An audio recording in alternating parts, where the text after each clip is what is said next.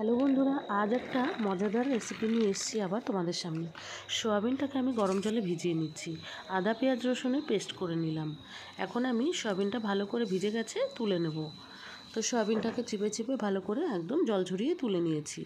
এখন আমি একটা ব্যাটার বানাবো টক দই দিয়ে।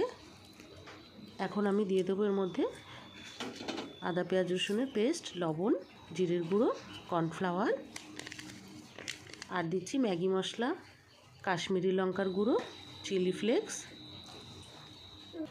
ভালো করে আমি মিশিয়ে নিচ্ছি।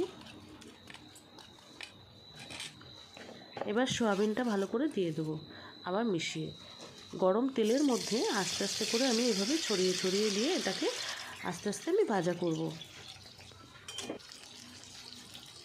এটা সুন্দরভাবে এপাশ ওপাশ করে আমি নাড়িয়ে ভেজে নিয়ে তেল ছেঁকে আস্তে আস্তে তুলে নিয়েছি। এভাবে চারপাশে আমি স্যালাড দিয়ে দিয়েছি সুন্দর করে। এবার আমি টমেটো সস দিচ্ছি আর মিয়োনিজ দিয়ে দেবো এর ওপর থেকে, দিয়ে এইভাবে পরিবেশন করা অবশ্যই সহজে যেতে পারে।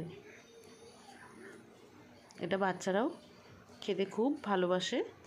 সয়াবিনের যে কোনো রেসিপি, এরকম ভালো ভালো রেসিপি পাওয়ার জন্য এই চ্যানেলের সঙ্গে অবশ্যই তোমাদের থাকতে সকলকে অনুরোধ রইল। দেখা হবে পরে।